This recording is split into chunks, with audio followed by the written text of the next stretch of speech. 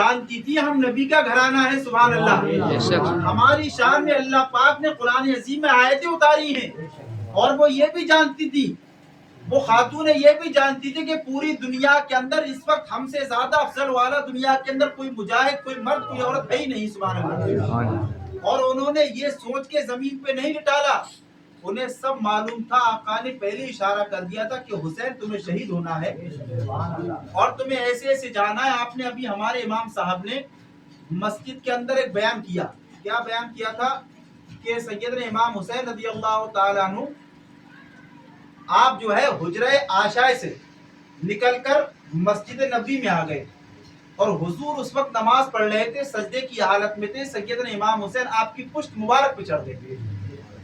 سرکار نے سجدے کو لمبا کر دیا، ایک دو مرتبہ نہیں بلکہ آپ پڑھتے رہے سبحان ربی الاعلیٰ 72 مرتبہ. اور میں تو یہ کہتا ہوں سیدنا امام حسین رضی اللہ تعالیٰ عنہ 72 نہیں، اگر حضور 72,000 مرتبہ بھی پڑھتے اور اگر آپ نہ ہٹتے تو حضور جتنی بھی حاجت ہوتی آپ پڑھتے رہتے مگر اپنے نوازے کو نیچے نہیں گرنے دیتے. سبحان اللہ. مگر حسین کو چڑھنے کا معاملہ کیا تھا؟ حسین کوئی نادان تھے، بچہ تھے، حسین نہیں جانتے تھے کہ میرے نانا جان نماز پڑھ رہے ہیں اور پشت پہ چڑھے ہوں. نہیں، آپ جانتے تھے. مگر راز تھا راز. بعض اللہ کے ولیوں نے فرمایا، آپ فرماتے ہیں کہ امام حسین کو چھوٹے بچپن سے ہی آپ کو سب معلوم تھا، مگر آپ جب پشت پہ چڑھے تھے تو اس وقت میدان کربلا کا نظارہ کر رہے تھے. سبحان اللہ. کیا کر رہے تھے؟ کربلا کا نظارہ. کیونکہ آپ نے یہ سنا ہوگا، بات آگے بڑھتی جا رہی ہے، میں ختم کر رہا ہوں. آپ نے سنا ہوگا کہ چوتھے خلیفہ حضرت علی رضی اللہ تعالیٰ عنہ فتح مکہ جب ہوئی حضرت، تو اس وقت خانہ کعبہ میں کتنے رکھے تھے؟ 360 بت رکھے تھے. کتنے رکھے تھے؟ اور سنو کتنے رکھے تھے؟ 360 بت رکھے ہوئے تھے خانہ کعبہ کے اندر. حضرت علی نے سب کو گرا دیا، سب کو گرا دیا، مگر ایک بت تھا بہت بڑا جو گر نہیں رہا تھا. تو حضور نے کیا فرمایا کہ علی آؤ اور میرے کاندھوں پر چڑھ جاؤ. کیا پوائنٹ کی بات کیا کہا؟ علی آؤ اور میرے شانوں پہ چڑھ کے اس بت کو توڑ دو. حضرت علی شرما گئے. کہا حضور میرے قدم اور آپ کے کاندھے، یہ نبوت والے، آپ اللہ کے نبی، میں غلام ہیں، آقا کے کاندھوں پہ غلام چڑھے گا؟ یا رسول اللہ آپ میرے کاندھوں پہ چڑھ جائیے. کیا کہا؟ یا رسول اللہ آپ میرے کاندھوں پہ چڑھ جائیے. تمہارے میں حضور نے کیا فرمایا؟ حضور نے فرمایا علی میں جانتا ہوں تو اللہ کا شیر ہے، تو حیدر قرار ہے، تو نے بڑے بڑے بہادروں کو پچھاڑا ہے. اے علی میں تجھے جانتا ہوں، تیرے مقابلے میں کوئی بھی پہلوان آتا ہے تو اس کو چیر پھاڑ کے رکھ دیتا ہے، مگر کیا مجھ نبی کا اور میری نبوت کا تو وزن جھیل پائے گا؟ علی چاہے تیرے اندر طاقت کتنی ہو مگر مجھ محمد صلی اللہ تعالی علیہ وسلم کا وزن ابھی تجھ سے نہیں جھیل ملے گا. تو علی مسکرائے، کہا یا رسول اللہ جو آپ کا حکم میں ویسا ہی کروں گا. تو آقا نے اپنے کاندھوں پہ چڑھایا اور علی کے ہاتھ میں عصا دیا، یعنی کہ لاٹھی، ڈنڈا دیا، کہا اس بت کو توڑ دو. بت کو توڑ دیا مگر علی اوپر کھڑے ہیں، علی اتر کے نہیں آ رہے ہیں. حضور نے فرمایا بت ٹوٹ گیا؟ کہا ٹوٹ گیا. کہ اب اتر آؤ. کیا رسول اللہ بھی آ جاؤں گا اتر کے. آپ کھڑے ہیں. حضور نے فرمایا اتر کے آ جاؤ. کہا حضور آ رہا ہوں، آ جاؤں گا.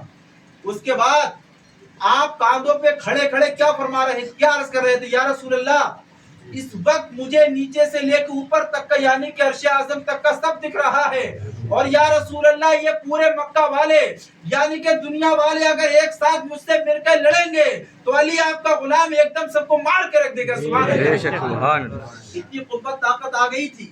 تو مورخین بیان کرتے ہیں جب علی اگر نبی کے کاندھوں پہ چڑھ جائے تو تحت الثری سے لے کے، تحت الثری کہتے ہیں زمین کا سب سے نچلا درجہ، نچلا حصہ، کہا تحت الثری سے لے کے عرش اعظم تک کا دکھے.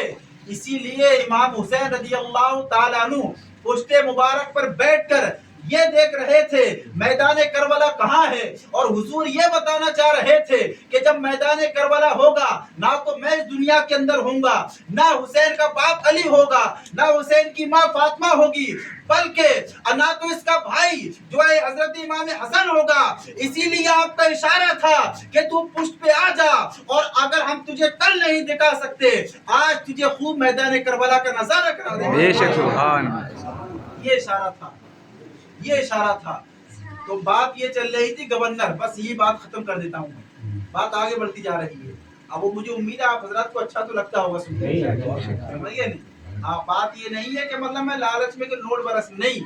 میں یہ سوچتا ہوں کہ میری ذات سے اگر آپ نے ایک نے بھی عمل کر لیا تو انشاءاللہ ہم سب کا بیڑا پار ہوگا. سمجھیے نہیں.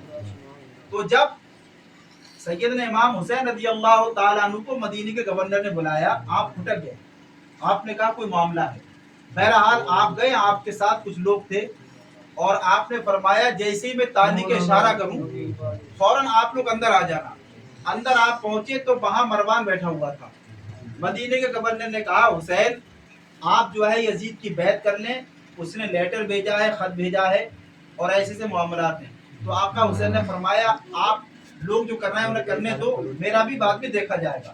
بہرحال آپ وہاں سے جب چلے تو مروان نے ایک بات کہی, کہا حسین کو جانے دے رہے ہو یا تو حسین سے بیعت کراؤ یا تو حسین کو قتل کر دو. اور حسین نے جیسے ہی سنا فوراً, کیونکہ بیٹے کس کے تھے؟ بیٹے حضرت علی کے تھے. حضرت علی وہ تھے چاہے وہ کتنے دن کے بھوکے پیاسے ہوتے, جو 1000 پہلوان سے لڑائی لڑنے کی طاقت رکھتا ہے. میرے علی کے مارے وہ بھی گھبراتا وہ نظر آتا ہے. اور علی کا جب بار ہوتا ہے تو ایسا بار ہوتا ہے کہ ایک ہی بار میں وہ 2 ٹکڑے میں نظر آتا ہے. سبحان اللہ.